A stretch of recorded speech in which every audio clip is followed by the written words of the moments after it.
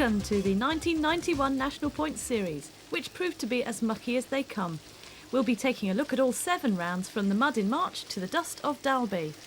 We'll also be seeing how the Brits fared against the rest of the world and finding out what makes a top race bike. But let's start by introducing you to the main contenders. With a bike riding style ideally suited to mountains, Tim is reigning national champion, world hill climb champion and bronze medalist in the world cross country. He is the man to beat. Tim, the 1989 champion, has used his motocross and cyclocross skills to become one of the top contenders. With more consistency, he stands a great chance again this year. Friend, rival and former teammate of Gould, David is a road and cyclocross pro and is targeting the #1 spot on his eagerly awaited return to full-time mountain biking. Comfortably in the British top 5, tough Fred Salmon, another professional, has now been mountain biking for 3 years. With Gould in his team, Peugeot has easily dominated the domestic scene. Former king of the mountains in the milk race, Barry peaked impressively at the end of 1990. Together he and David will be driving for top team status for Rally. Having regained the national cyclocross title this year, Chris is obviously in good off-road form. Famous for being a strong finisher, this Yorkshire lad is always an exciting rider to watch. After years at the top in cyclocross in 1990, Steve Dowse moved into mountain biking. He's one of the smoothest operators on fat tyres but is still waiting to break into the top 3. 100% commitment to mountain biking in and out of the saddle. Sally is defending champion and one of the first professional women in Britain. Her background is in top-class running and triathlon. Her 4th year in mountain biking, Deb's strengths are difficult courses, downhilling and consistency. Even as her rivals increase in number, she holds her position at the top. Sian lives in the shadow of Snowdon and rides the local hills for training. Also Wales's best fell runner, she has an awesome strength but has yet to commit herself fully to mountain biking. Much publicised and very determined, Rally's first female pro has been riding mountain bikes for just 1 year. She comes from the Lake District and is a former county swimming champion. Dave McMullen waited to turn 40 to hit the veterans with a vengeance. A disillusioned long-time cyclocross and road racer, he thinks mountain bike freedom is where it's at. Another young man in the over 40s class, Les, finished 7th in the experts in 1989 but missed out the whole of last year with a knee injury. Can he find such success again? Carl progressed from riding a BMX bike to become junior mountain bike champion in 1989. Although still eligible to ride juniors, he has chosen to ride expert this year to improve his endurance. Sam, an ex-BMXer, has great handling skills and has added to them new climbing strengths. His father coached him to his best performances at the end of last year. In his 2nd season of mountain biking, Richard was runner-up in the Junior National Cyclocross Championships and has made a name for himself by racing junior and pro elite on the same day. Paul starts the year as an unknown quantity with only wins in minor series to his name. His sporting background is in swimming and he's a steamer going uphill. Enough of the chat, let's see the action, starting with round 1 at Blandford Forum.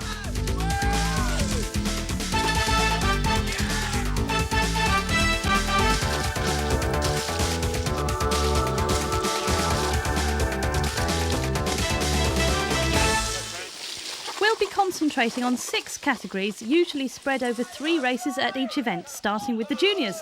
That's the 16 to 18-year-olds. This is a category with a huge range of abilities, from those just starting out in mountain biking to those who have been competing in one sport or another for a number of years. They can often give the professionals a run for their money, and if you stood beside them you wouldn't believe they were only 18. But what gives them away is the way they behave.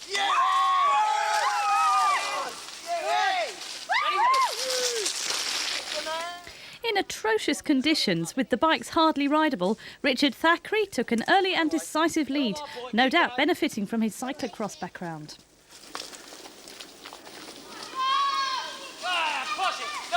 The faster you went, the less mud stuck, so you could keep going where others failed. No, it's not fair. By the end of the race, Richard had opened a clear lead over his nearest challenger, Sam Humphrey. Sam was showing that last year's end-of-season form was not a flash in the pan, as he too opened a big gap on the next rider, local lad Nigel Parkinson. Did Richard ride most of the climbs? First lap I did, but then it was getting too hard. You couldn't push big enough gear to get you up. What about the competition? Left him for dead. Didn't see much of Next race off, and always the largest field, is the sportsmen.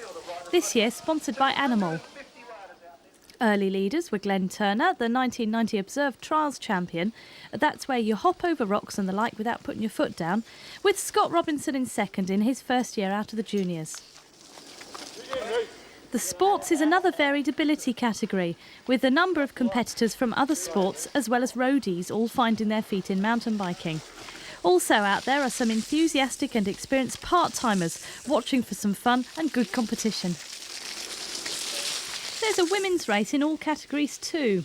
In the sports, Liz Everall led all the way despite an argument with some barbed wire. She eventually pulled clear of second place Tracy Hardcastle to win comfortably. The mud was taking a huge toll on the bikes. The riders' concern was to keep the gears as well as their eyes as clear as possible, but with little success. The conditions meant that the lap times were much longer than expected, so the races were shortened. And in this category, at the start of the season, very few riders know each other. Add to that large helpings of mud, and it becomes impossible to know whether they were lapping or just overtaking each other.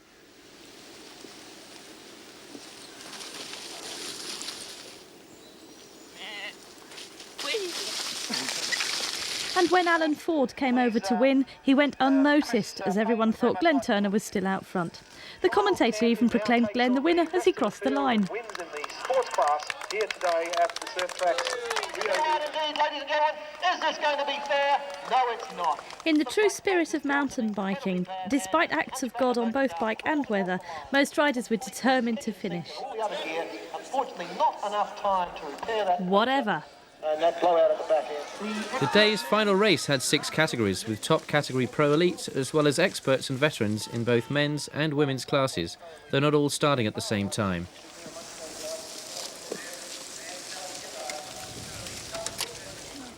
Marin's pro elite women rider Sian Roberts had the advantage of being an ex-fell runner. She took an early lead over Rally's Caroline Alexander, who is one of only 3 pro women mountain bikers. However, a muddily mashed mech soon took Caroline out of contention. And it was Orange's new pro elite rider Janet Wilkinson who took second ahead of a number of better known riders. However, the second woman over the line was expert winner Debbie Thompson from Diamondback. Debbie is also a marathon runner, so she's not adverse to picking up the bike and legging it. In the men's race, David Baker, now riding for Rally, headed the field. With the Peugeots and particularly Tim Gould not racing, the rallies were dominant, with Barry Clark here in second. Since only the best 4 results of 7 races would count towards the riders' final results, some of the top riders could afford to miss 1 or 2 races. They must have been psychic about this one. The Pro Elite category consists of a number of established riders, whereas the expert class is for those still on the way up, such as Carl Sturgeon, who prefers the longer expert courses to the junior ones.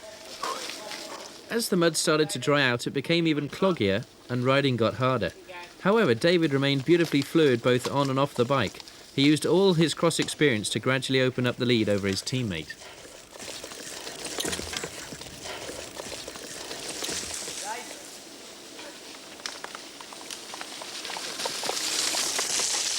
Barry had continued his improvements from the end of last season and was well clear of Dawes' Steve Dowse, who in third was expected to do well on this type of course. Sian had increased her lead to 5 minutes by the time she crossed the line to collect the first winning 16 points of the season, while in the experts, Carl had a comfortable enough lead to enjoy himself despite the mud. Thank you. So David collected 26 points in his first National Series win since 1988, while 4th place Adrian Timmis allowed one lapped expert the satisfaction of beating him in the sprint for the line. And Steve Dowse showed his fortunes of war that barbed wire again. Long after the winners and losers of this event are forgotten, one memory impregnated in the riders' minds, as well as in their kit, is the mud.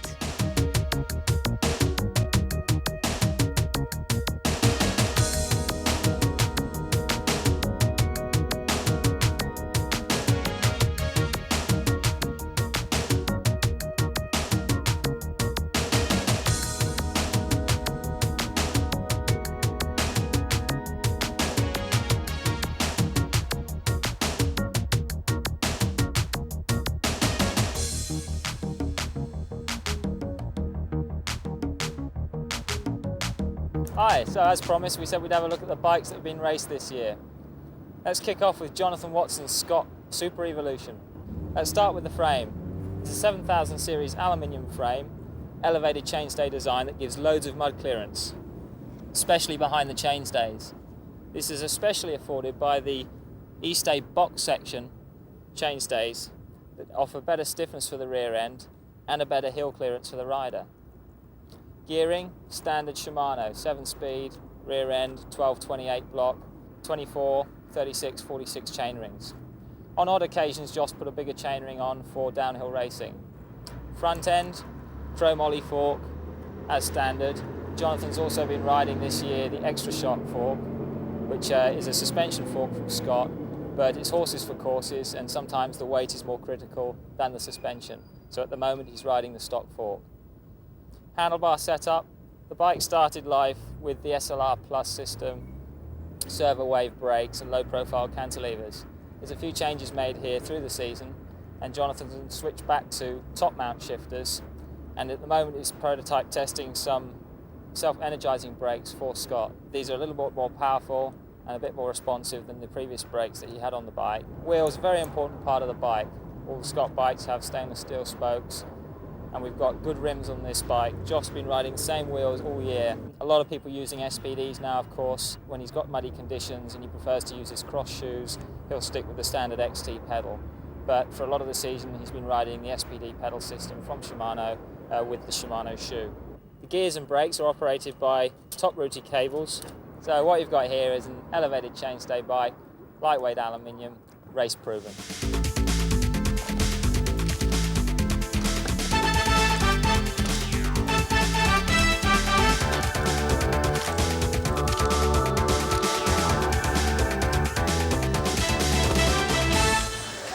Round 2 at Margam Park in South Wales, and the ever-growing field of veterans, that's the 40 to 50-year-olds, and the new over 50s Masters category was led out by Mick Ives, last year's vet champ, who had now advanced to Masters. They were followed a couple of minutes later by the juniors, with a field of nearly 100 riders, a good sign for the future of mountain biking. There we go. By the end of a technical wooded section, round 1 winner Richard Thackeray was out front. He and second place Sam Humphrey made it over this bridge with style, which wasn't the case for all riders, even if they were riding a nice pace bike. Come on, Alan, you're right. You can see how easy it is to ruin some very expensive equipment if you don't get it just right. If you're not sure, play safe and walk it. When was that just then?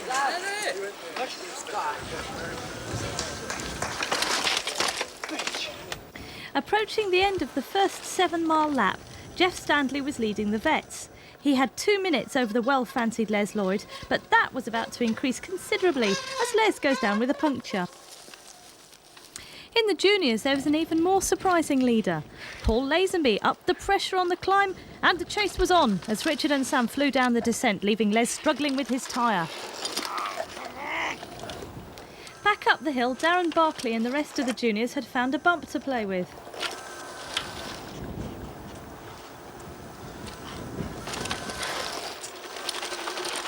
On the way down, there wasn't so much fun to be had in the ruts. Well, there was for the spectators.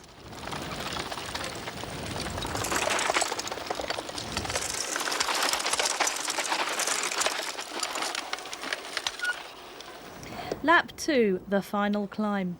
Richard had reeled back in Paul, dropped Sam and passed the leading vet to head for his second victory and a perfect score of 52 points. Jeff wasn't worrying about Richard or anyone else. He was on a solo ride, well clear of the rest of the field.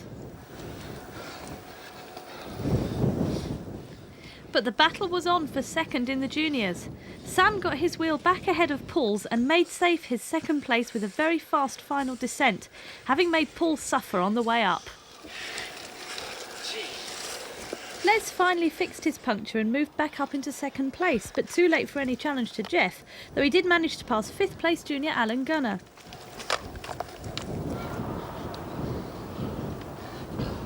Great fun mountain biking, isn't it? Next off, the Annual Challenge Sports Race.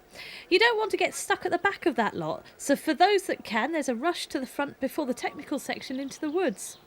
And not far behind was the women's race, with a field larger than the total number of women racing just 2 years ago.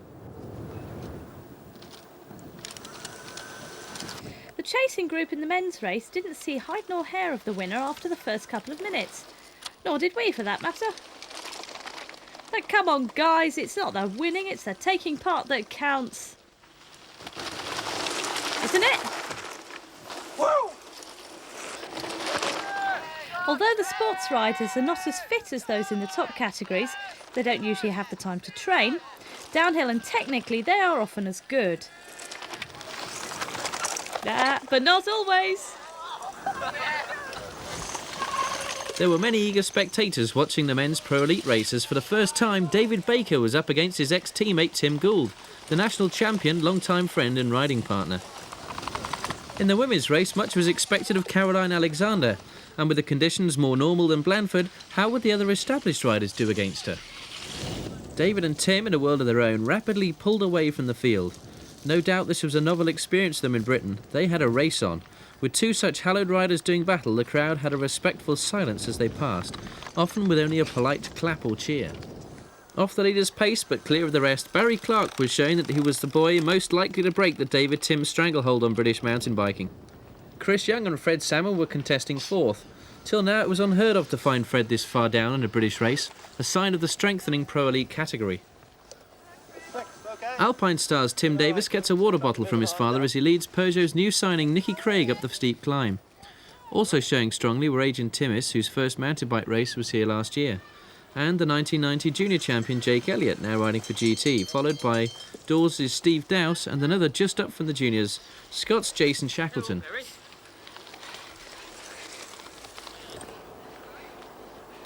Caroline finally seemed to be showing the form expected of her from her winter's training. She'd apparently been doing more than 200 miles a week. She was untouchable on the climbs, quickly pulling out a huge lead over the old enemies Deb Morell from Daihatsu Off-Road and Marin's Sean Roberts. They were left to do battle between themselves.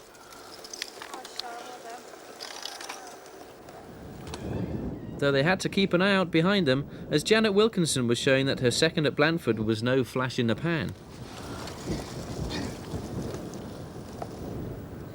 Halfway up the main climb, Tim and David were still together and passing sports riders that were still out there suffering from the previous race. It must really hurt when those two go past you at twice your speed. On the long, fast descent they might have swapped places, but there was still no gap developing. Barry was having a lonely ride in third with only lapped riders for company, while Chris had pulled out a slight lead over Fred and the rest of the chasers as they weaved their way through the tail-end sports and lapped expert riders.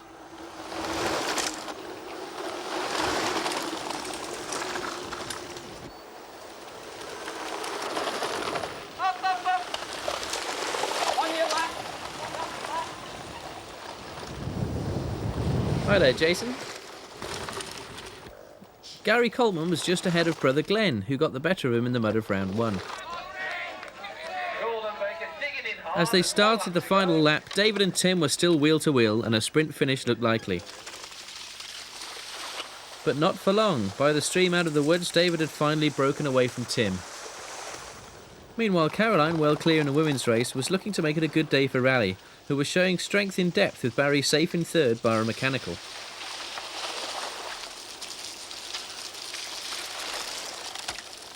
In the battle for second, Sean was just too strong on the long climb, opening up a lead of over 2 minutes on Deb.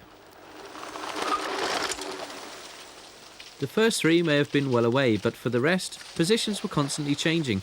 Adrian Timmis had moved up to fourth ahead of Chris, who was usually a strong finisher, but he was shortly to be caught by Tim Davis. Approaching the final climb, and it looked as if everything had been decided up front, but the fight was still on for fourth. Isla Roundtree, another professional, was about to be caught by Janet, with Sally Hibbert, a third pro, who was well down because her chain jammed soon after the start, passing Isla near the finish. David made good his break, with his early season racing obviously working to his advantage, as it was a tired-looking Tim who led Deb up the final climb. Not completely forgetting the experts, Carl Sturgeon took his second emphatic victory, 6 minutes clear of the rest of the field, while Caroline was justly delighted, having for the first time beaten all her British rivals. And David made it a rally double as he too chalked up his second win.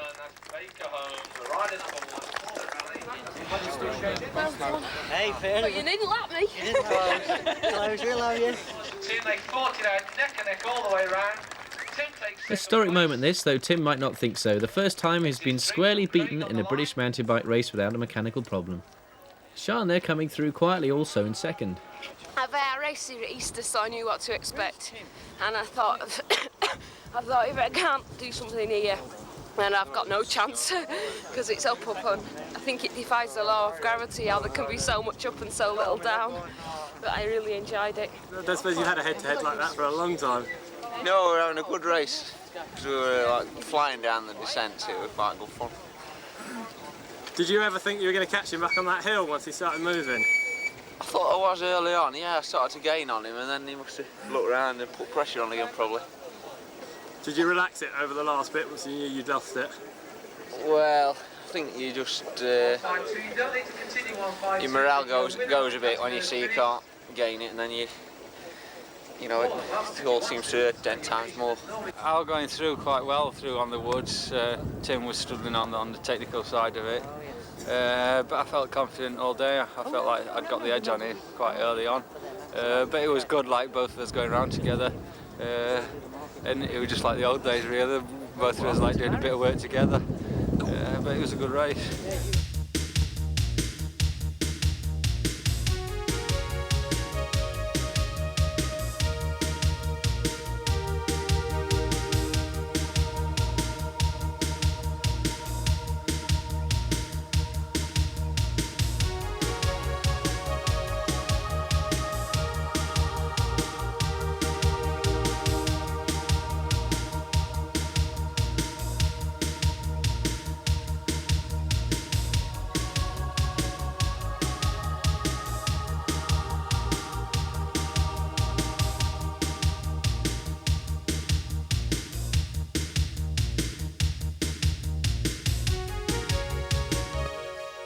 Well, I'm a happy man, obviously, with Dave Baker just winning another round of the BMBF. And here I have Barry Clark's bike. And basically the Dynatech is a new formula whereby the brazing element has gone out of making the frame, and it's a bonding process with the alloy lugs, and we're able to literally put in any type of tubing from steel, metal matrix, aluminium, bond it into this lug, and because of the bonding process it needs less heat than the brazing, it actually makes the frame 20% stronger and more rigid, which means literally more power to the pedals. On the equipment front, we're very privileged to be sponsored by Campagnolia. Excellent group set. The chain sets we normally ride in 26 in a ring, 34 middle and a 50 outer, with an 8-speed cassette block going from 12 to 26, and we carry a various range of sprockets, normally something 28, 30 sprockets, and even as small as 24 for the front, just for the mountainous courses which we sometimes encounter in Europe. We've got a various sort of selection of stems that the team are using. Dave Baker rides a 1.5 Salsa stem, and this particular bike, Barry Clark, has got the Flex stem, titanium, really, really light, together with the Onza bar ends. Again, various riders are going for the different types of pedals. Barry Clark, for instance, has got the standard Campagnolia Rat Trap pedal. One or two of the riders are experimenting with the SPDs, having some great success with them, but also encountering a little bit of problems when it's muddy. We use a very light quick release skewer by Ringle, and we use a lot of titanium bolts from SRP, which gives the bike a very, very impressive weight and great to handle. So it's got everything that we as a pro team need.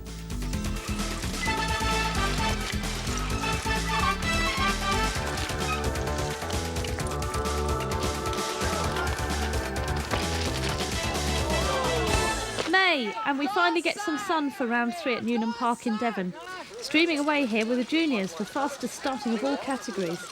Mudcam, our on-bike camera, goes down the steepest descent on the course, a loose rocky chute, taken slightly more tentatively than the first man down, series leader Richard Thackeray, followed by Sam, Paul and Darren Barkley.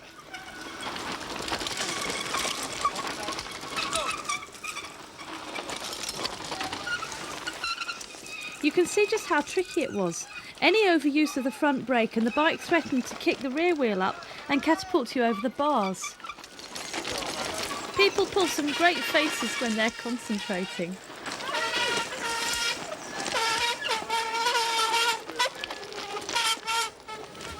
Flying down here in his first vets race was Dave McMullen, followed by the 1-2 from the last round, Jeff and Les.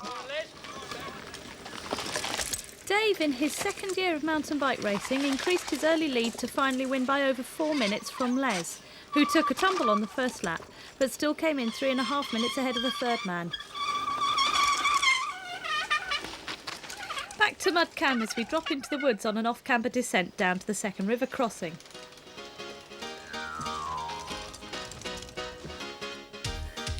Where we pick up the leading juniors halfway through the race. Again, Richard looked unbeatable coming down here very smoothly. This is the sort of single-track mountain bikers crave. Sam and Paul have got to know each other well in their battles for second.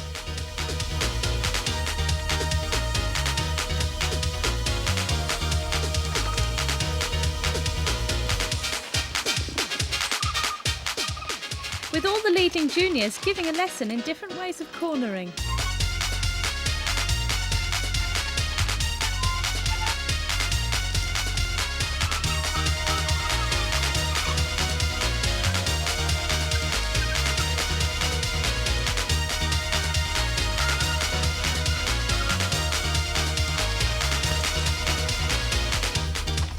We pick up Mudcam again, going through a series of bomb holes.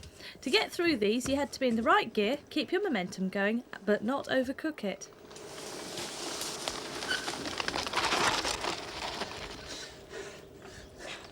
Shock horror! First through on the last of 3 laps was Sam. He'd been handed the lead when Richard punctured and, sensing victory, had broken away from Paul.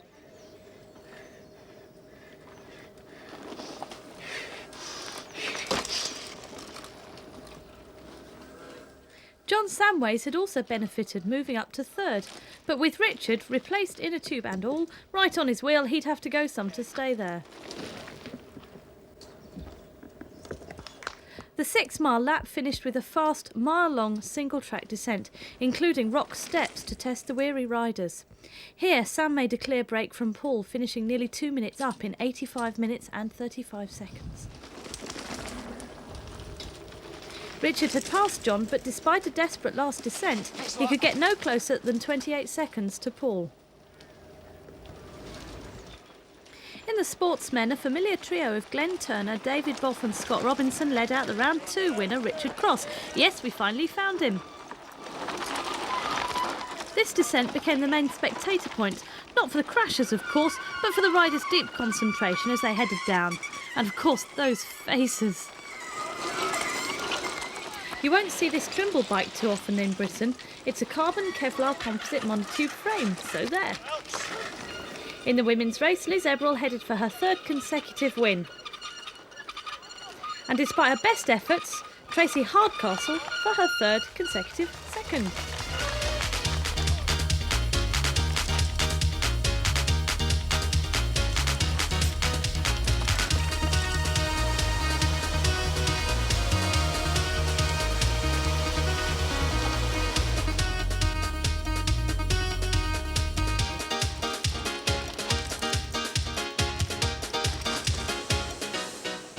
This is Richard Cross's first season mountain bike racing. He's got a background in running, but proved to be no novice on a bike, as yet again he moved well clear ahead of the rest of the field.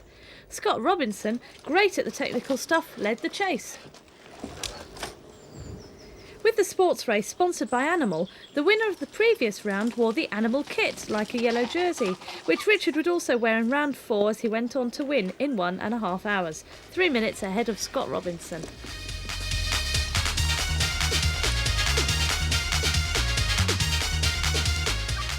With 3rd place Anthony Bailey a further 45 seconds down.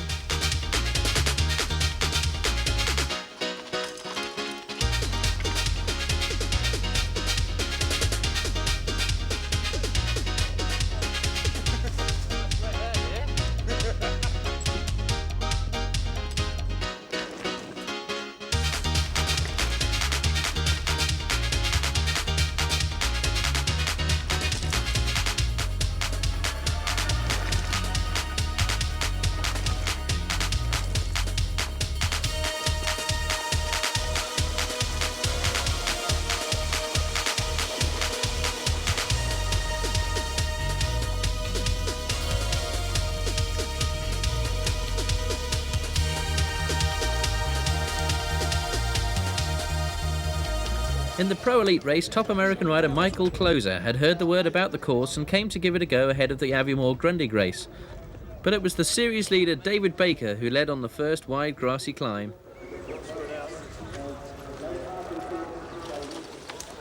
And down the first descent, ahead of Barry Clark, Tim Gould, Mike Closer and Fred Salmon. While Paul Hinton, as usual, drew a cheer from the crowd as he flew down ahead of Chris Young. With no surprises either at the front of the experts, with Carl Sturgeon leading Julian Wynne, who moved from juniors to experts this year. With the amount of dust being kicked up, sitting on someone's wheel was not the most pleasant place to be. Janet Wilkinson overtook Sally Hibbard on the descent after they'd made a few seconds gap over the rest of the field. With classy descender Isla Roundtree tracing hard in third. The first half of the lap took the riders out onto the edge of Dartmoor, where, after a long gradual climb, they could swoop their way back down through the gorse. A third of the way through the race, and it was Tim, returning to his more accustomed position, who was leading the race. He had managed to ride the steepest section of the course when David and Barry, who had been with him, had to dismount and run. Tim, obviously looking for revenge from Margam, grasped his opportunity, put the pedal to the metal and opened up a gap. Now he was back in full flow with a quick glance over his shoulder to check his lead. David, of course, took up the chase and broke away from the rest, but it was making no impression on Tim.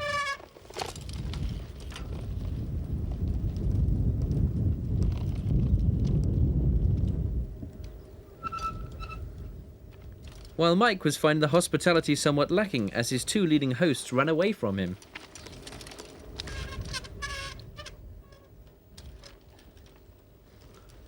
Barry found that for a change he had to be aware of riders behind him.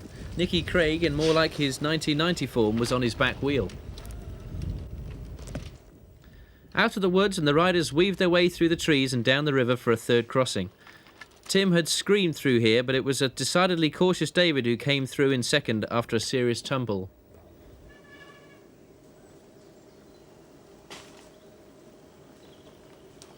What's up, Dave? Wiping the head.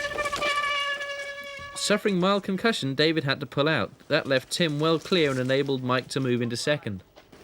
Downhiller in action. Mike and Tim Davis had the rare experience of riding with a teammate. There are only two Alpine Stars riders. Perhaps inspired, Tim was gradually moving up the field.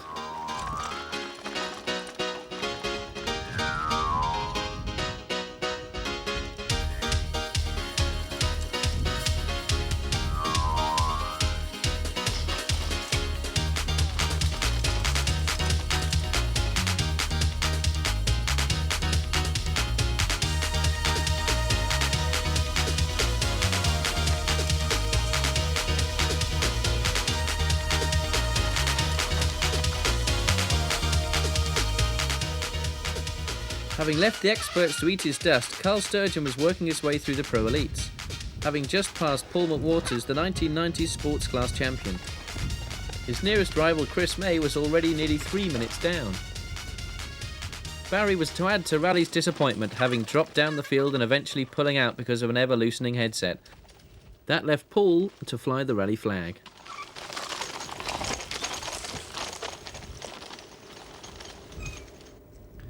Back on the moor, and last year's champion, Sally Hibbard, looked back in form. She'd soon passed Janet and was now setting about establishing an unbeatable lead. Isla had also moved up and was again doing battle with Janet. Isla seems to have improved on her strength and stamina since last year. With only a fourth and third so far, Deb Morell yet again had a poor start to the season. Last year it contributed to the loss of her title, so she was after a definite improvement here.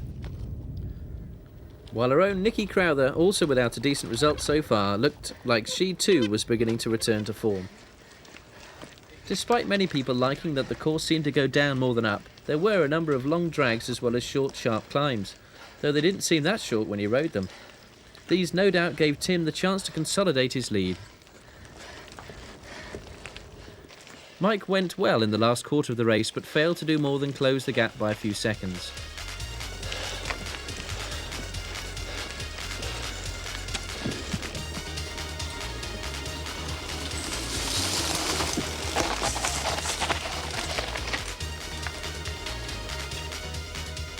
Sally had started to relax out front, only to find that Deb was in sight, so she once again had to turn up the gas for a final effort.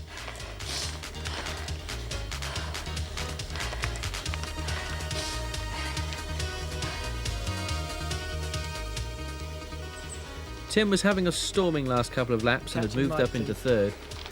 Go boy. While Deb in second and only 45 seconds down had her sights on Sally.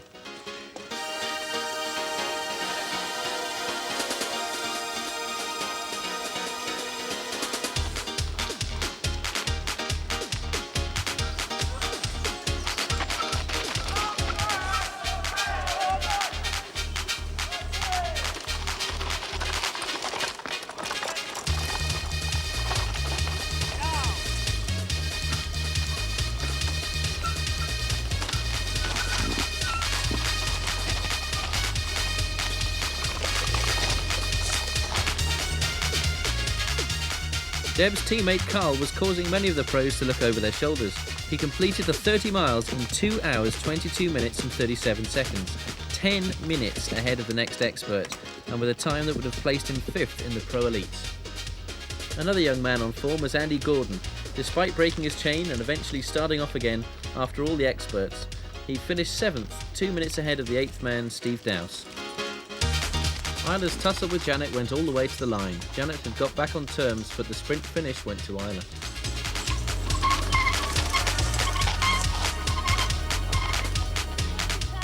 With Nikki Crowther taking a good 5th.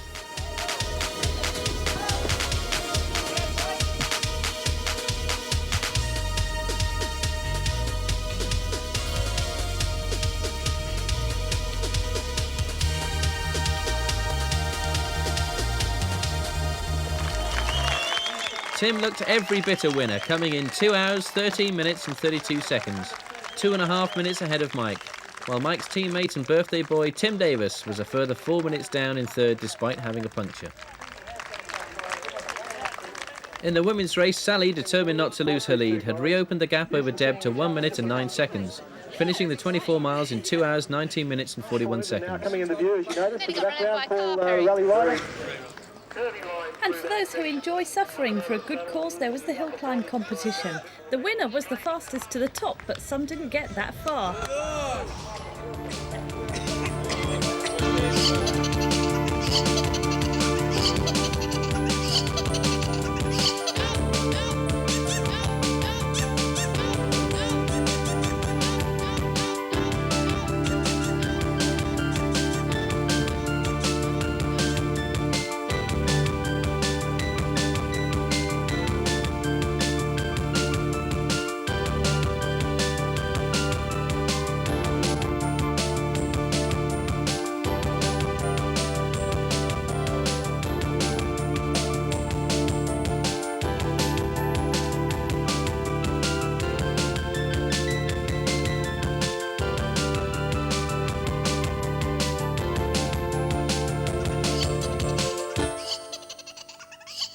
This is the bike Tim Gould's going to be riding this season, built by Peugeot in the Canadian factory out of Ritchie Logic tubing.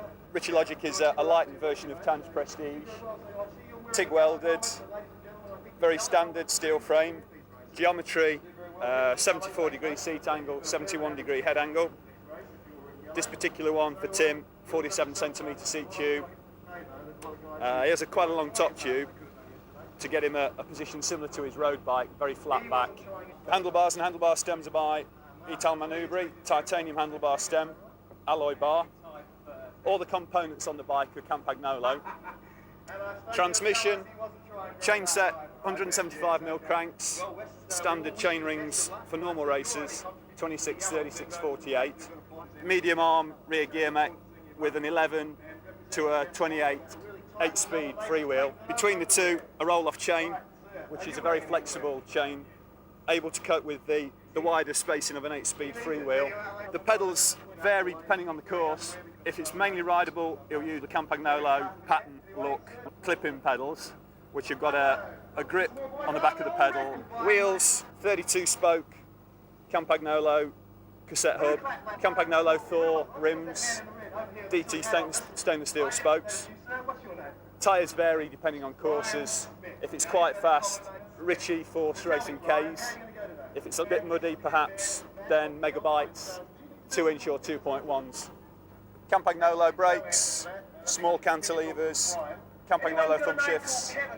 Usually one bottle cage on the seat tube. This means that he can pick the bike up by the down tube to put it on his shoulder if there's any running sections. This is the basic design, frame design and bike design that the whole of the team use.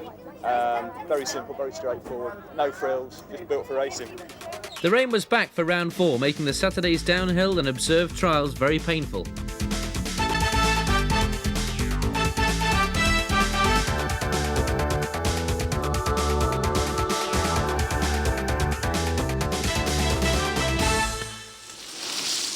After torrential rain in the morning, it was a soggy junior field that started the day's racing on an extremely muddy Bosley course.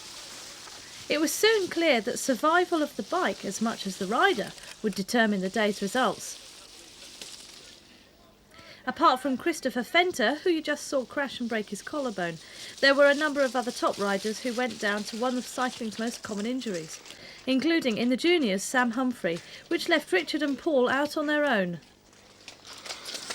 Which meant for the chasers, such as Nigel Parkinson, Alan Gunner and John Samways, there were extra points to be had for third. This is one of the best known courses in Britain, but it must have seemed very different in the mud, with formerly rideable bits now impossible. Richard would appear to do well on this sort of course, and by the end of the first lap had opened a small lead. Paul was trying to stay on terms, with Scottish junior Andrew Wright causing him concern from behind. Andrew was unable to make the earlier rounds as they were too far south for him. Further back in the trees, what had been a steep grass bank was becoming an unrideable mudslide, though some tried.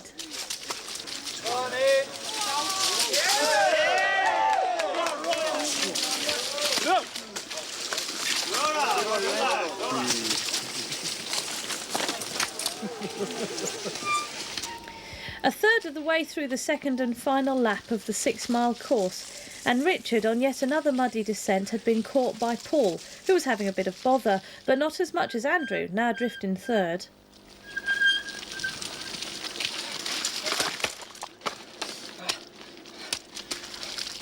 Or a few others. Shit!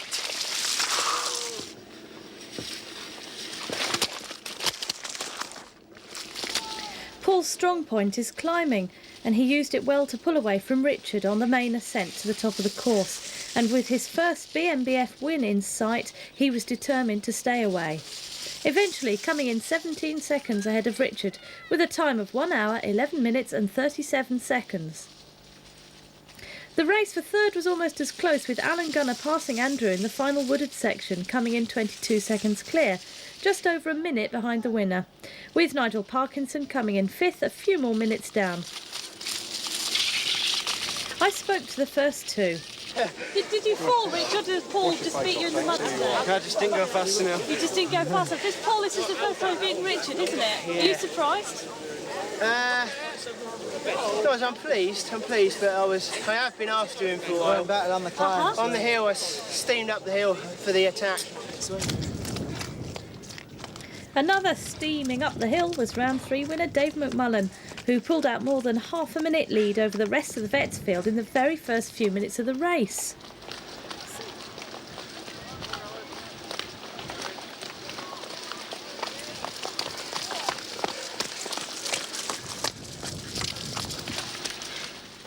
Soon catching the tail end vets were the sportsmen, led out by Richard Cross, with Glenn Turner right behind.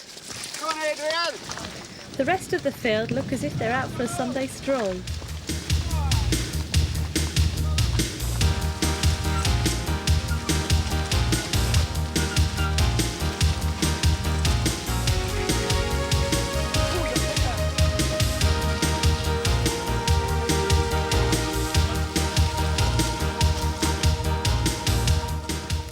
By the mudslide, it was a group of 3, Ray Chadwick, Richard and Glenn, who were leading and had caught the first vet, Dave.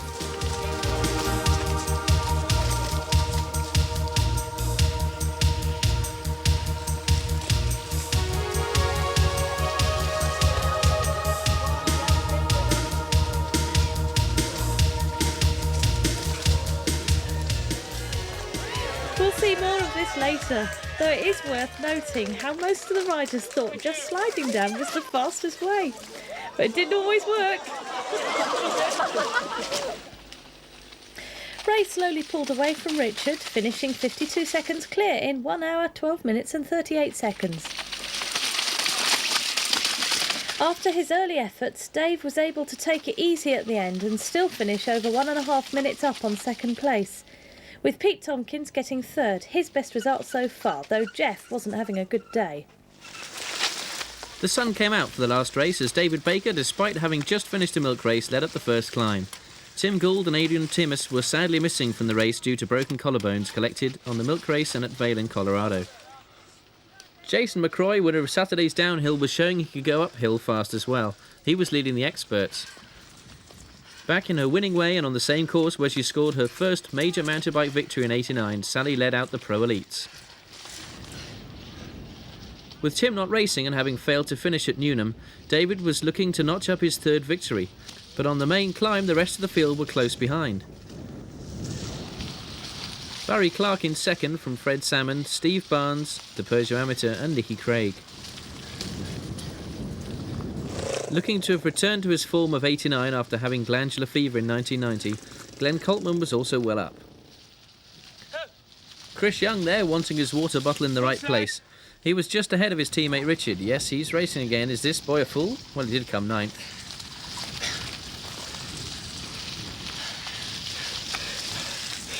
Another junior up with the big boys was Carl Sturgeon, yet again well away in the experts, but he was shortly to retire with gear changer trouble.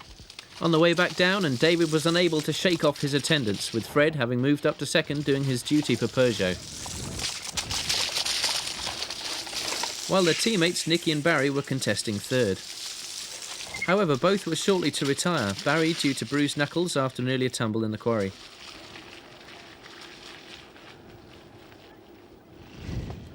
Riley were again leading both the men's and women's race, with Caroline Alexander, who had retired early in the Newnham race, ahead of Sally Hibbard, though once again the lead was small. Let's go over the brow, Sally.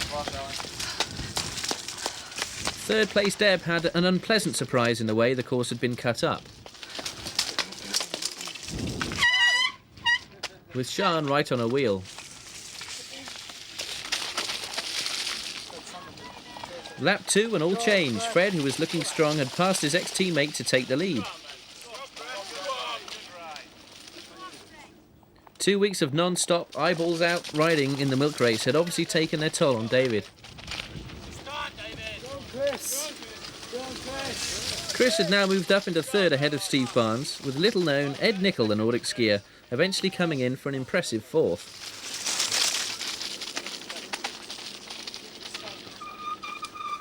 Others moving up the field included Kevin Sabiston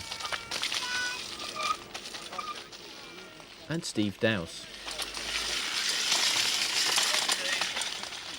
In the expert men's, after Carl's retirement, Paul Mashida took first place, becoming only the second winner in the category this season.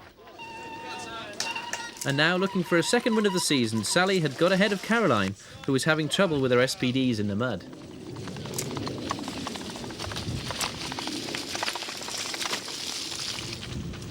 Closing on her was Deb, now comfortably in third with Sian's retirement. By the start of the final lap, Fred seemed assured of first place with nearly a 4-minute gap over the second rider, and that was now Chris Young, who had passed a very tired David in the woods. For David, it was now a matter of survival and just finishing.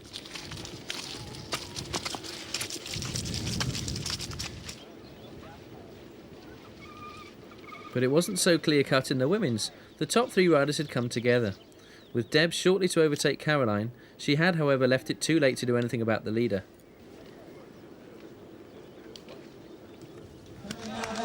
Sully came through to win by over 2.5 minutes in a time of 1 hour and 30 minutes.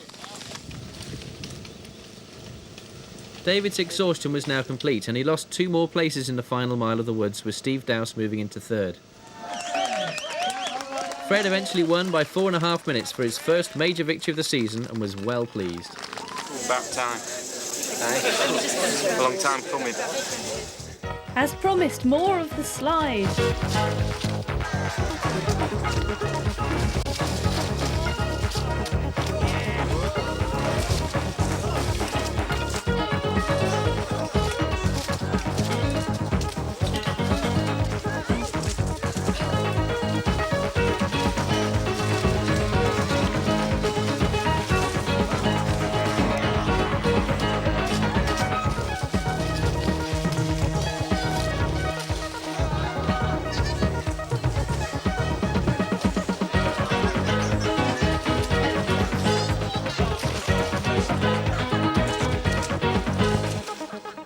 This is a GTX Lounge bike ridden by Jake Elliott and Andy Gordon this year on the circuit.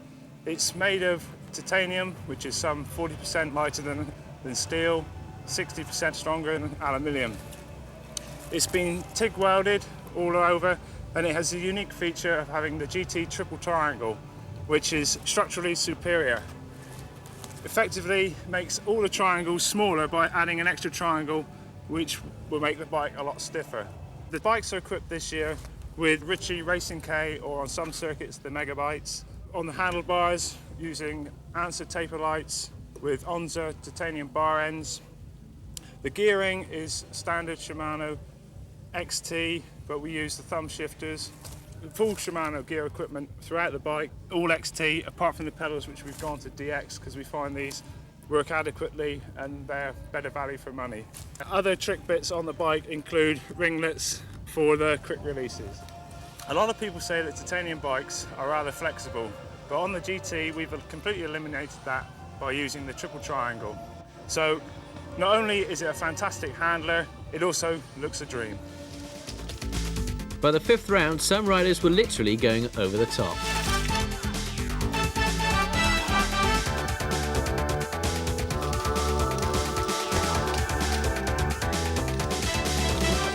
Up to Peebles in Scotland for the 5th round, and you will never guess which two are out in front in the juniors. Giving chase was Alan Gunner and an awful lot of flies, in case you wondered what the buzzing is.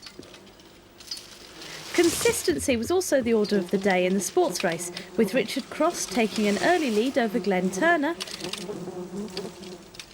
and Scott Robinson.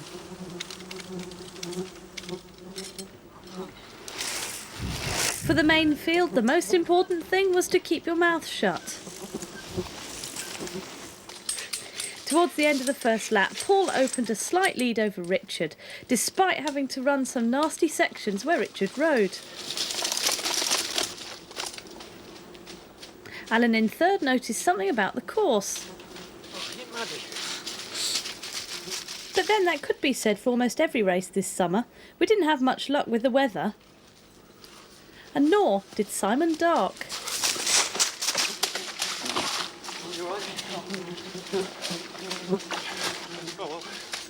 Well clear in the sports, Richard was on his way to his third victory. And with a second place also to his credit, he became the series champion. In the Masters category, Mick Ives was heading for his third victory, in front of first vet Les. Despite the odd hiccup, Les soon overhauled Mick on his way to his first series win. The main field was having great fun with the descent.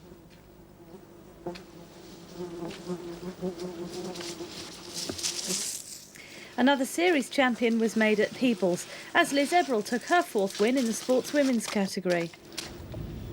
In the juniors, Paul, way ahead, was in position for his second win, which turned the junior championship on its head from a one-horse race to a showdown in the last 2 rounds.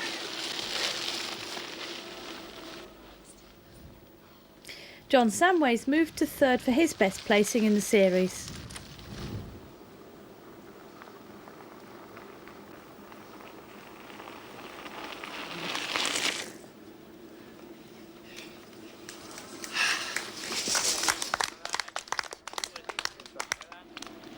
With most riders having to travel a long way for this round, categories were generally smaller than normal, and it was a tight little pack of pro elite men that raced up the first climb.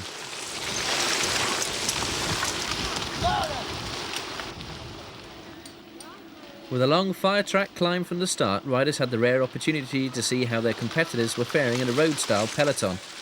And from the back, Nicky could see them all. Caroline moved away from the field on the climb, but by the bottom of the long grassy descent, a glance over her shoulder told her that Deb and Sean had closed the gap and were only a handful of seconds behind.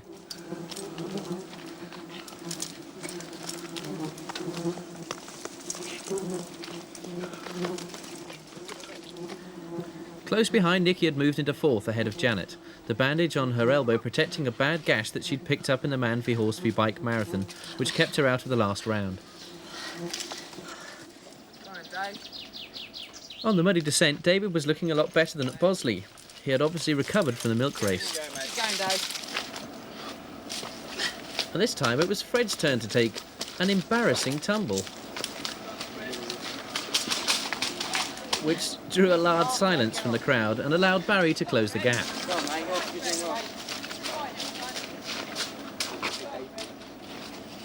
Kevin Sabiston coming down here gives you some idea of just how steep the slope is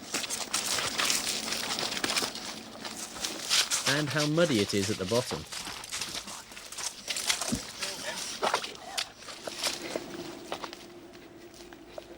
If you want any more proof, ask the women's leader, Caroline. She was obviously well enough clear to take a few minutes break. David was by now well away and Chris Young had joined the chasing pair, though there was no plan to work together, with Fred being dropped on this climb and Barry shortly after. David knew all too well that with Chris on form he could not let up, but then when David is on form there are few that can stay with him. And it was form that was eluding Nicky Craig, who still had not got over some early season illness. He was fifth, but about to be caught by Orange's Kevin Sabiston.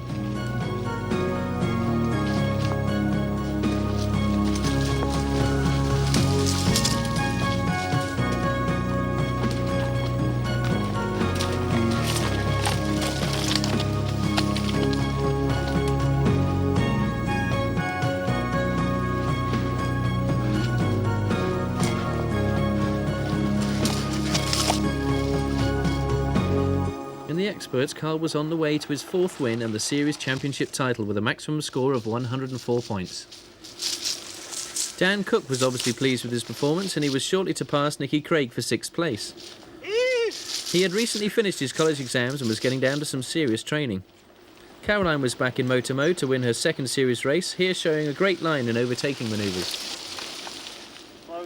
While Deb was on the way to a third, second and the lead in the series, she'd gotten away from Sian, which is a rare event as Sian has excellent stamina and doesn't fade at the end of races. Isla Roundtree had also put in a final burst to get fourth place ahead of Nicky. Not completely sure of his lead, David checks behind, but he was well clear of Chris in second. With his third win, he would only require one more top result to secure the series. Did you think the best bit of mountain biking was going downhill? Think again.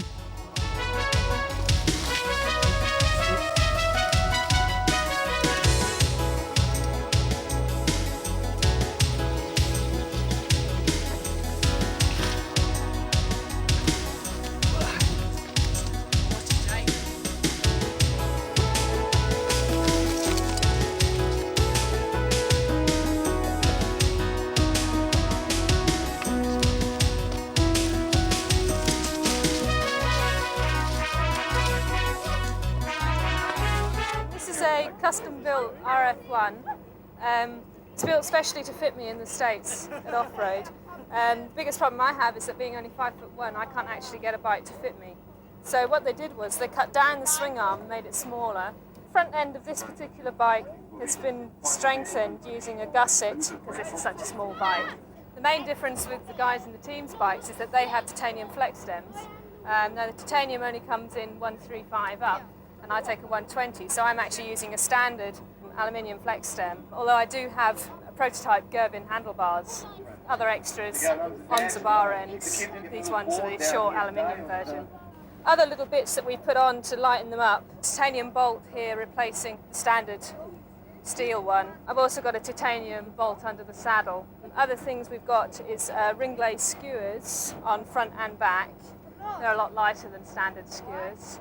In terms of tyres, I usually run a Grand Control S on the front and I use a Cycle Pro motivator on the back. Another feature which most of the team are riding with, of course, is SPD pedals. That doesn't come standard on the production bike. The gear setup on this bike is Shimano Hyperglide with Dura XT. It's a standard 12-28 block.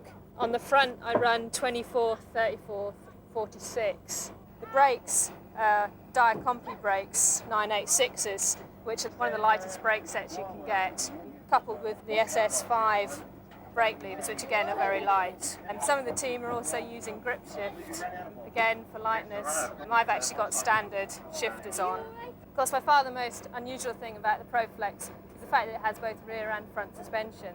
The rear suspension works on a urethane shocker, I think the suspension really comes into its own in terms of downhilling though. It's actually quite scary, the fact that the speeds that you can get up, so you need to have your brakes set up quite well on a bike like this.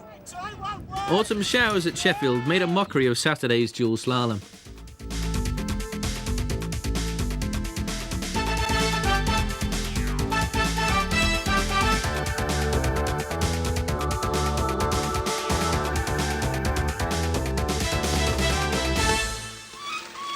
The Sheffield course has a reputation for nastiness. Long sections of tricky single track force riders into groups. In the juniors, Richard won the race in a three-way sprint from Andrew Wright and Chris Muir.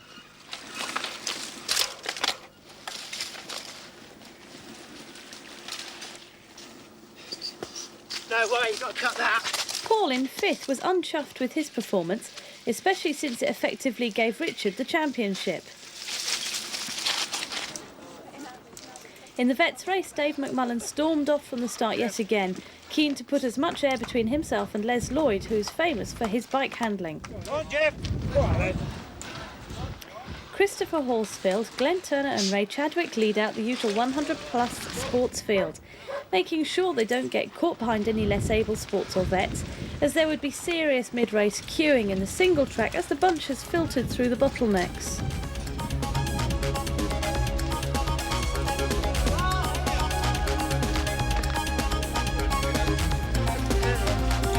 But if you could get clear of the masses and forget about racing, there was some good riding to be had.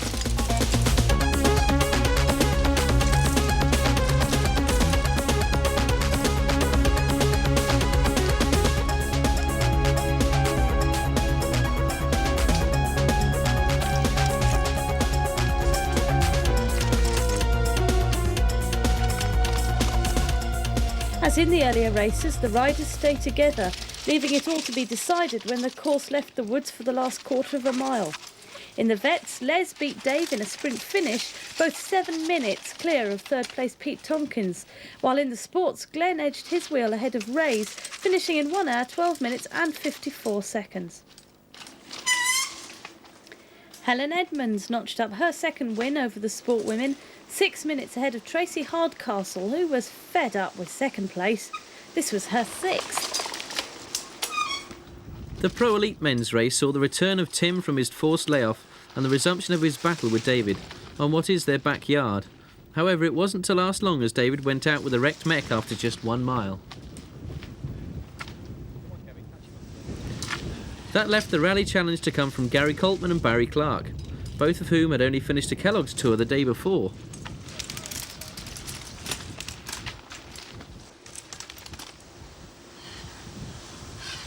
Sally and Caroline, neither of whom favour very technical courses, made an early break, though Deb, who won here last year, didn't take kindly to being held up by either.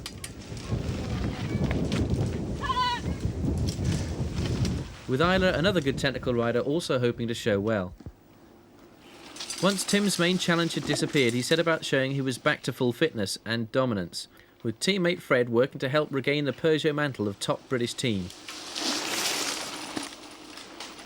With a Peugeot 1-2 on the cards, any idea Barry may have had of a comfortable ride to recover from the Kellogg soon vanished.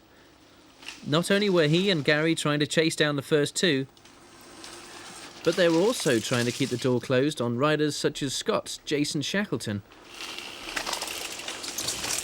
And even more importantly, Nicky Craig, who was threatening to make it a Peugeot whitewash. After Deb had taken the lead, she quickly opened a huge gap on the rest of the field, despite losing her rear brake, which caused an embarrassing tumble when she hit a cowpat at great speed near the start-finish. I'll leave the rest to your imagination. Sally never expected to get back on terms with Deb, but settled down to a steady ride in second. There was no doubt who was queen of the single track. Break or no break, Deb finished over 3 minutes clear, completing the 4-lap 25-mile course in 2 hours 14 minutes and 36 seconds, with some of the riders you'd expect to see up the front not going well on this course. I know. She's making as much a fool of herself as I am. Nicky obviously wasn't coping that well either, but Sally showed she'd continued to improve technically, hanging on to second place 30 seconds ahead of Sian.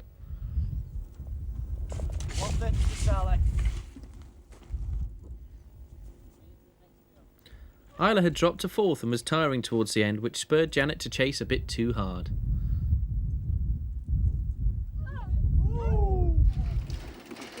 It was a good day for Peugeot, with Tim seeming to have gained fitness from his layoff, and Fred showing he had really returned to form.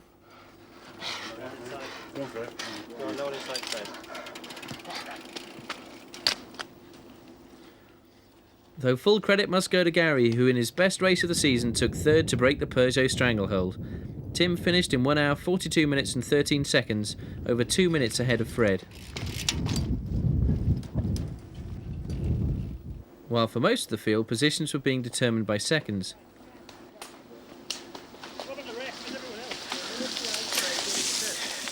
Yep, that was Richard racing yet again.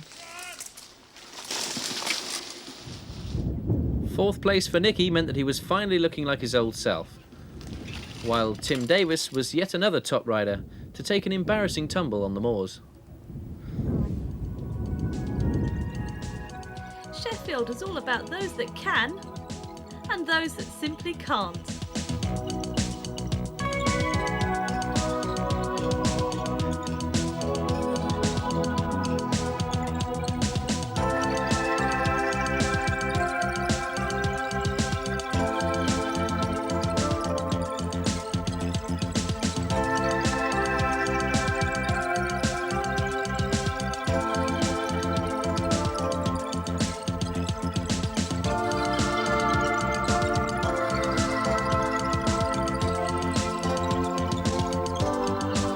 Since most of us trust our lives to our bikes at one point or another, we thought we'd find out a little more about what makes a good frame by visiting the Reynolds 531 factory.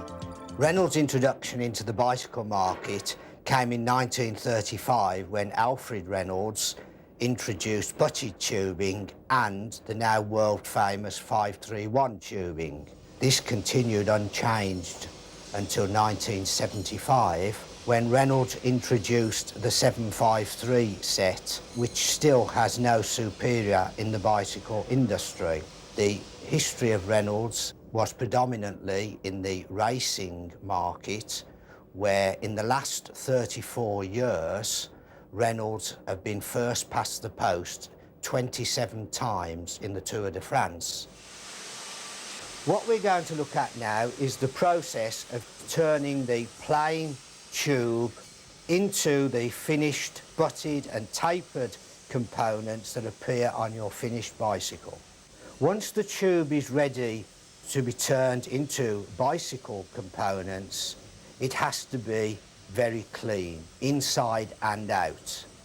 The process you now see shows the tube being cleaned through acid, water, and subsequently through vats containing a soap-type solution which adheres to the tube and helps in lubrication of the product in the later processes.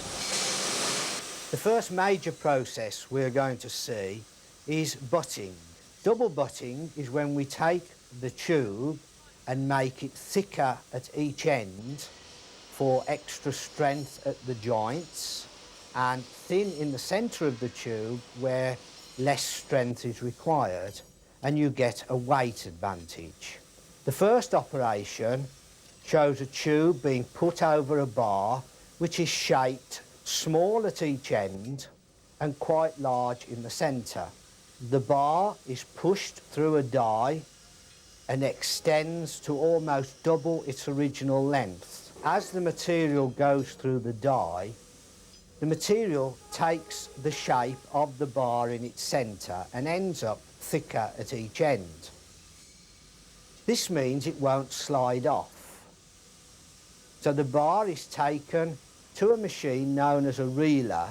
The pressure from the wheels causes the material to spring, and it grows sufficient for the bar to be pulled out of the centre. During this process, the raw material, which starts life in the softened condition at around 30 to 35 tonnes tensile, work hardens and ends up in the 50 to 52 tonnes, which we would expect for a normal high-quality racing frame.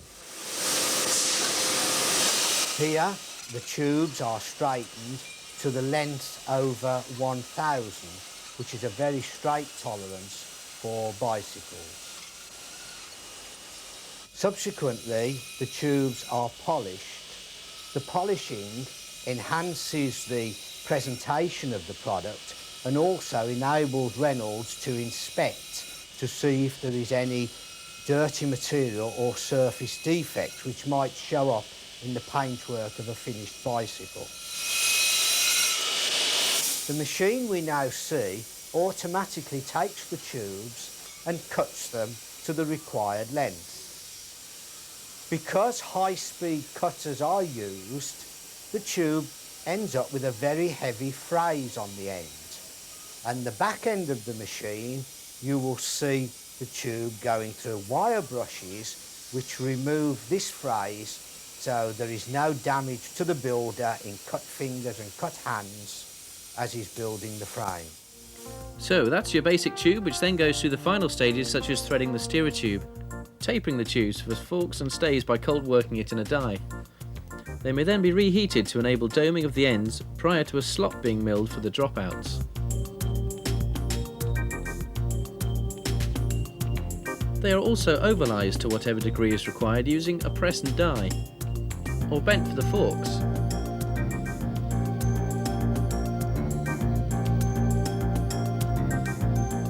Just like that. Thus you end up with 11 tubes as well as the handlebars that go into making your bike. Add a bit of suspension to it and it could look like these.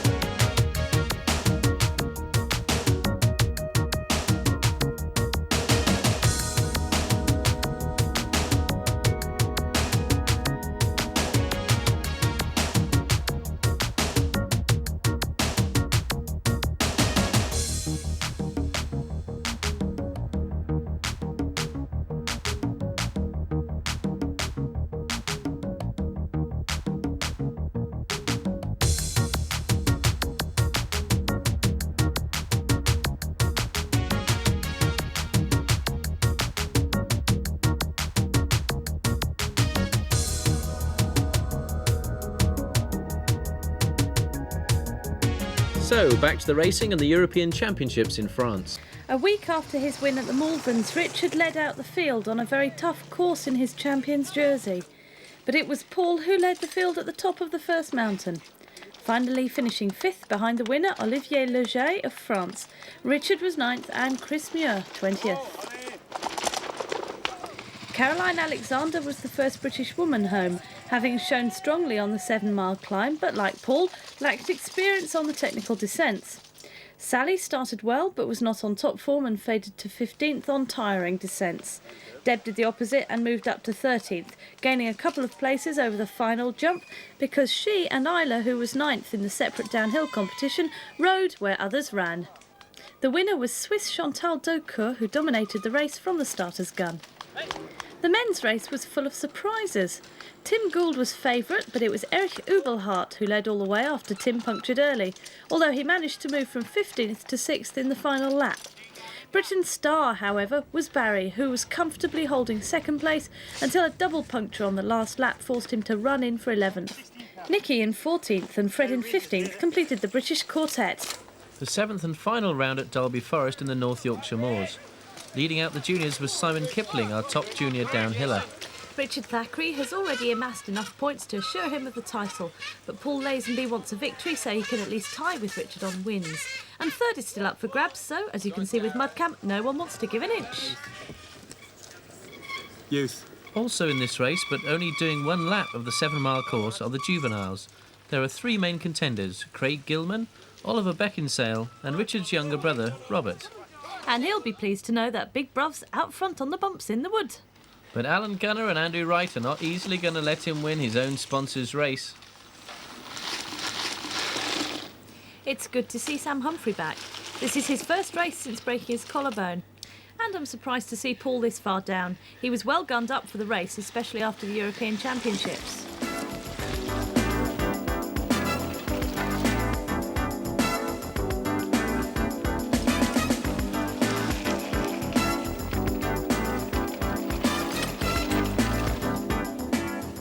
The Thackeray's are having a good day. Robert in the juveniles has just got his wheel ahead of Ollie Beckinsale, winner of the Malverns. And they're both already well up in the junior field. The youngest riders are heading into the woods. Let's pick up the leaders near the top of the main climb on lap 2. Alan, who won the Junior Hill Climb Championships a couple of weeks ago, has gained confidence and is taking on the leader up this gruelling climb. Sam approached this race with some trepidation, but so far he looks as if he's back to at least a good level of fitness. I'm sure Andrew would agree, while all is not okay with Paul. No, he usually loves climbs, but here he is looking a bit... naked. Yes, precisely.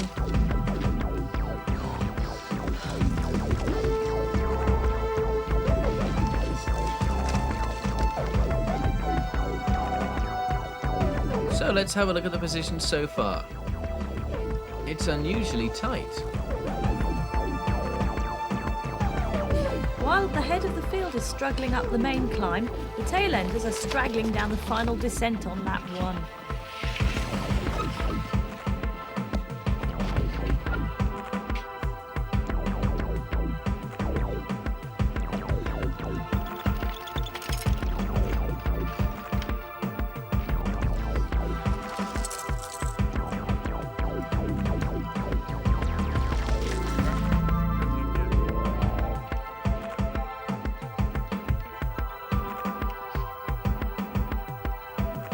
We're now with Mudcam following the main field through the woods, while up front Paul has lost touch with the top 4, 2 minutes adrift at the Big Dipper.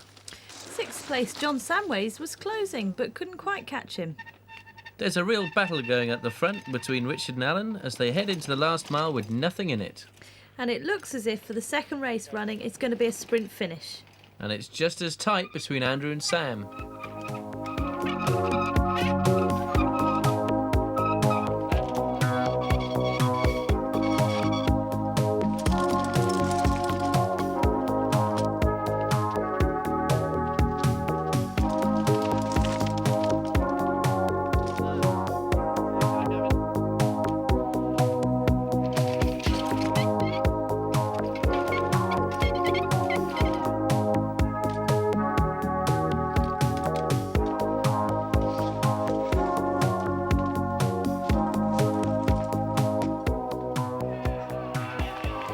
Finishing straight they battle, and the partisan crowd is boosting Richard as he comes in a tad ahead of Alan. Sam has avoided a sprint by getting away from Andrew in the woods. So from the juniors to the vets, with a nail-biting battle for the championship between Dave McMullen and Les Lloyd. Go, Sam. Setting off a minute later are the Sportsmen, the largest field of the day with over 200 riders. Watch the early jostling for positions with Mudcam. In a field this large, it's essential to get to the front to get a clear run through the technical sections. While those in the main field have to go with the flow and hope the rider in front doesn't mess up. Usually someone does.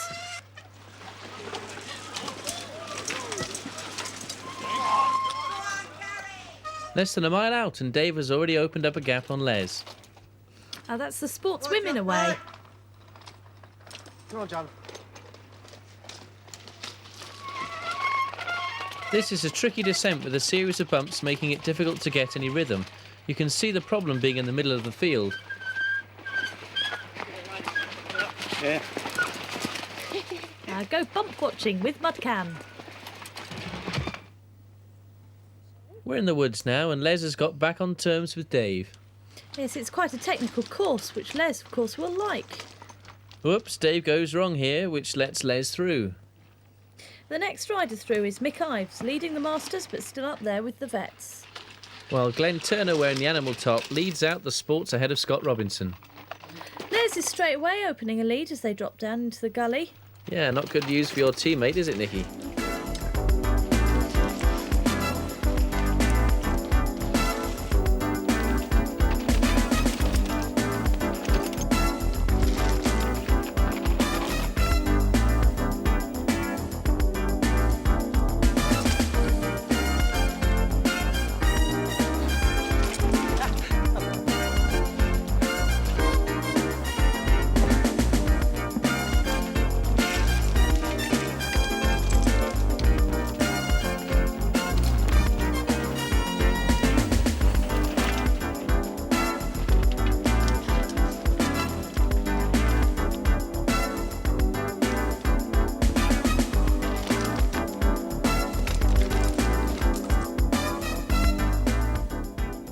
OK, we're near the end of the first lap, and Dave has caught Les once more. These two never give an inch. Don't forget the winner here is the series champion. Glenn's still just up on Scott. These two have had a number of close races this season. Yeah, they'll be pleased Richard Cross isn't racing, giving them a shot at first. We'll be seeing Richard later in the experts.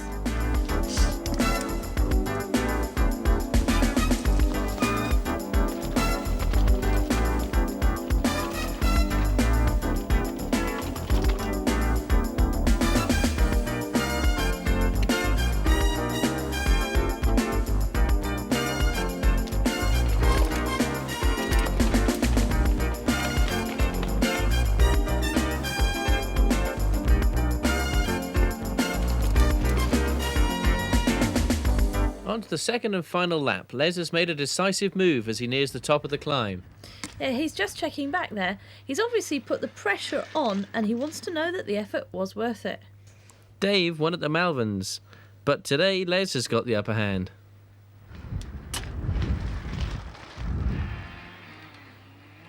And Glenn has done exactly the same thing to Scott in the sports race. Including the same anxious glance over his shoulder. He's well away. Helen Edmonds out front in the women's race, and you'll never guess who's second. Yes, Tracy Hardcastle.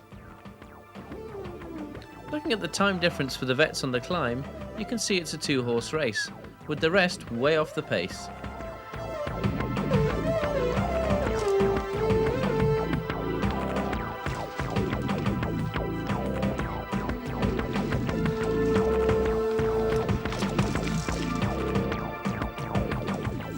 Les has now gone clear on the far side of the course.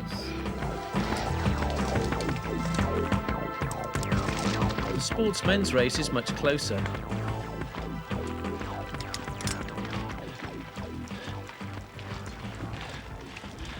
Swooping down into the gully for the last time, Les has got a winning margin over Dave, who's given up the fight and eased off a bit. A quarter of a mile back and we're following Glenn Turner out of the woods with Mudcam. He's steadily opened up his lead. Picking him up again at the Big Dipper. If he stays steady for the last mile, the race is his. Meanwhile, Les is finishing and that's the series championship for him. So second place man in the Hard luck, Dave. And Glenn Turner was the first sportman home.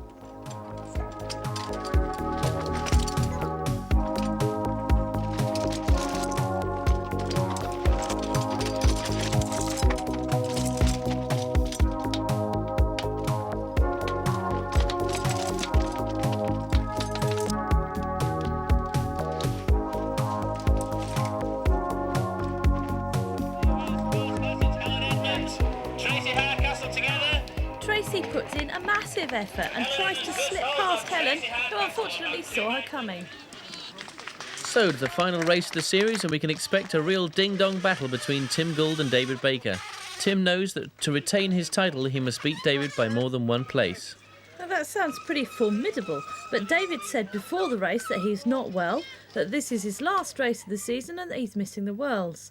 Add to that the fact that there are a number of good Americans racing, and Tim must be in with more than a chance. And the women's title is also up for grabs. Yes, it was going to be a four-way contest, but unfortunately Sally's not racing. Well, in fact, it's good news for her since she's pregnant. One title that's already been decided is the Experts, but it will be interesting to see whether Carl has returned to fitness after a viral infection. Especially with the World Championships looming and Carl on the squad. Keep your eye too on Richard Cross, now in the Experts. Picking up on the front of the race with Mudcam and following Fred Salmon through the woods. It's his teammate Tim who's out in the front, but as expected, David is right there with him. I think we'll see David trying to stay on Tim's wheel and hope to pull clear of the rest of the field so no one can get between him and Tim. The American in third is Warren Sallenbach, with Tim Davies in fourth ahead of another American, Darrell Price. Tim Rutherford there, slowing down Gary Coltman in the trees.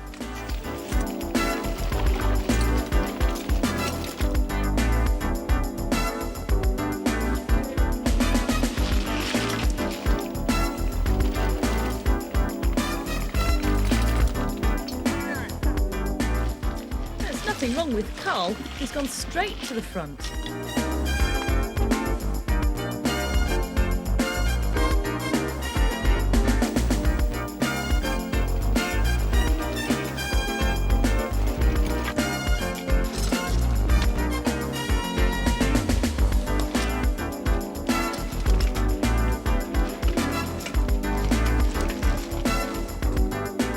Another visitor in the women's race is Cindy Devine from Canada, the world downhill champion. She could have a big effect on the results overall, particularly with a number of the top women, including you, Nikki, not competing. Indeed. If she wins, then Deb will automatically be champion, as Sian and Caroline both need to win to top the table.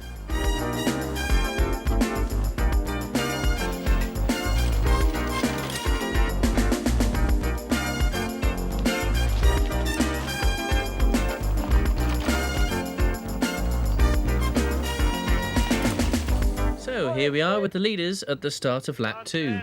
Now, this is an interesting situation. Gould will be pleased to see other riders up with him and David, but at the same time it makes it harder for him to get that vital break. It's not often you see a pack of 4 in mountain biking, and Barry in 5th isn't far behind.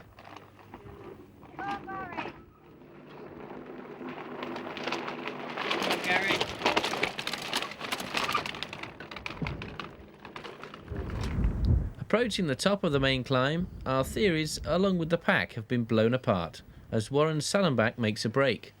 Yes, you can see the riders stretched along the climb, and David is gently testing Tim.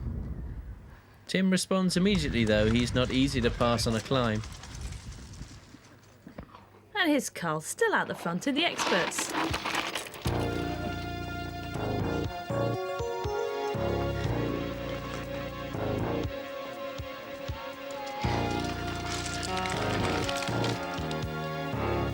Here's the time difference on the climb. The top lads are amazingly close, with Tim Davies enjoying an excellent ride.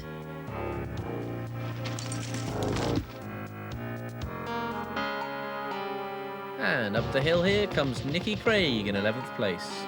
Back to the first descent, one of our fastest downhillers, Jason McCroy. And he's flying. Whoa, that was obviously a bit too much, though.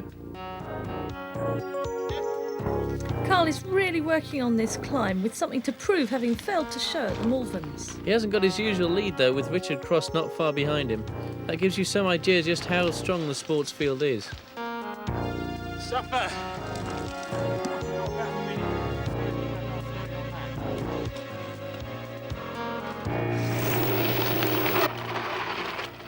On the far side of the course, the gang of 4 is back together.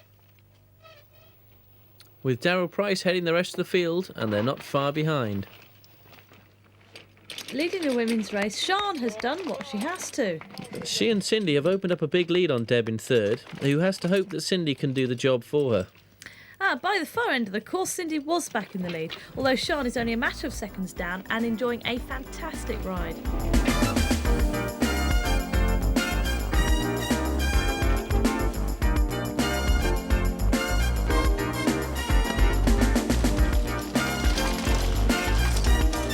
At the Big Dipper, there's no change up front, but Barry has moved back into 5th ahead of the Americans, though it's still very close behind him. There he goes! Approaching the end of the 3rd of 4 laps, Tim has made a break for it, and this could give him the series championship. And it's Tim Davis who's taken up the chase.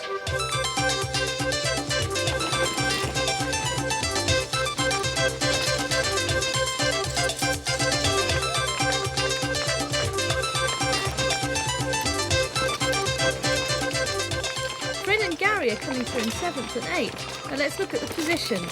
Gould needs to increase his lead and hope that Davies can do the rest.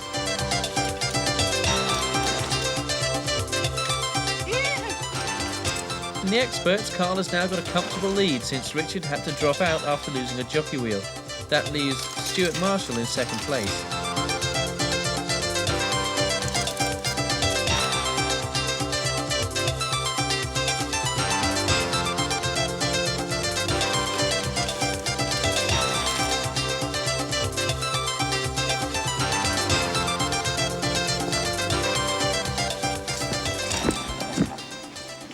What are you doing? It means I have to ride up.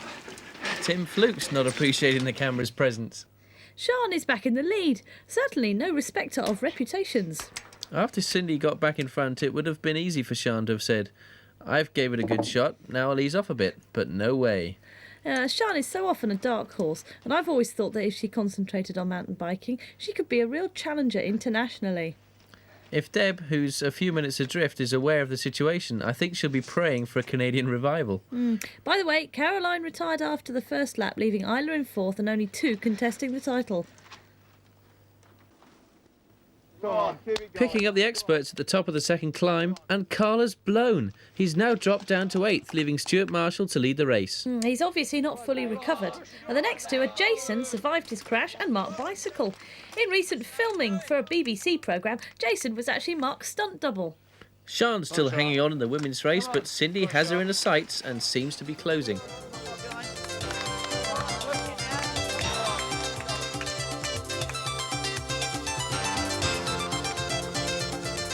We stay with them, picking up Cindy on Mudcam, firstly at the Big Dipper, and then as she comes down the final descent. She's now back ahead of Sean.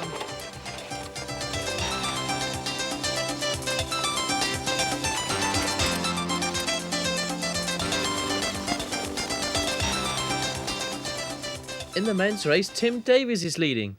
I don't know what's happened to Gould, but Davies looks like he's dropping Baker. There are some spectators here with a bit of surprise on their faces, but Tim's been looking good all day. David is struggling. Not as much as Tim Gould, though. He's obviously blown in a big way. I can't think of that ever happening to him before. She may not know it, but Deb has cause to celebrate as Cindy's just winning her the series, coming in 30 seconds ahead of Sean. All the way over from Canada. Once she'd got back in front, there was little Sean could do about it. The men approach the final mile and David has got back onto Tim Davies' wheel and it looks all set for a sprint finish. Tim Gould was obviously going backwards and Warren Sannenbach has moved up to 3rd. In fact, Tim was just about to lose 4th place to Barry, though he did manage to hold off Chris Young and Gary Coltman for what must be his worst result ever in Britain.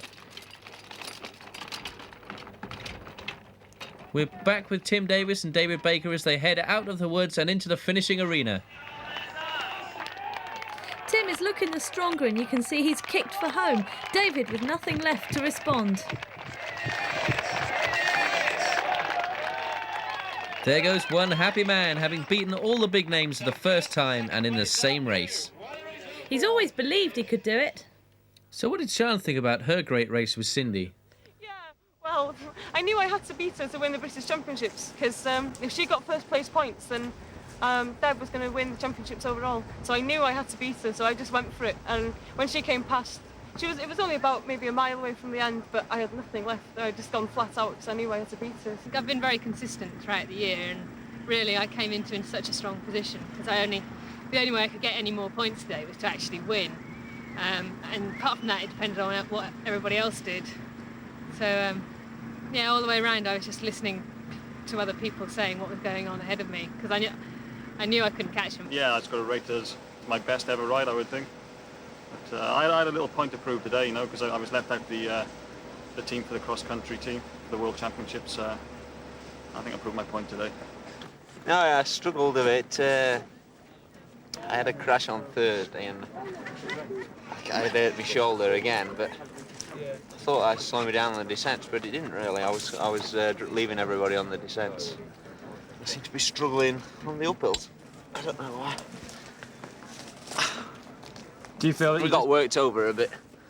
Yeah, it was a very good race. Like, it weren't decided until like the last 400 yards, really, on the order of the day's results. All throughout the race, the positions were changing every lap. So, whereas like most races are decided more or less in the first couple of laps, this was very undecided until the last lap. So the series results for the junior men, and Richard Thackeray's in first place with Paul Lazenby second and Sam Humphries third. 1991 veteran champion is Les Lloyd of Overbreeze, with Dave McMullen in a closely fought second place and Pete Tompkins flying into third. So on to the women, and Deb Morell has regained the title she lost last year, with Sian Roberts in second place and Sally Hibbert in third. Pro Elite Men's National Championship title goes to David Baker of Raleigh, with Tim Gould and Fred Samlin of Persia in second and third. The 91 World Champs were held just north of Pisa in Italy, in what the organisers had hoped would be a relaxing atmosphere, though it wasn't for the competitors. Fred was second in the hill climb and was in the 20s in the cross-country when his derailleur broke. Tim Gould was a pre-race favourite and was third up the first climb, but he was not on top form, and against this competition he finished in sixth place. Tim Davis built on his fantastic win at Dalby and gradually worked his way up through the field, finishing in a superb 7th place. Paul Hinton improved his position throughout the race to finish in the 30s, with Chris Young up in the 40s and Nicky Craig 70th. But he did do the 3 peaks a week earlier. Nicky also had a great ride in the downhill till he crashed just outside the arena, which was typical of our luck. Dave Hemming had to resort to entertaining the crowd after his tumble, as did Jason McCroy after his attempted shortcut through the crowd.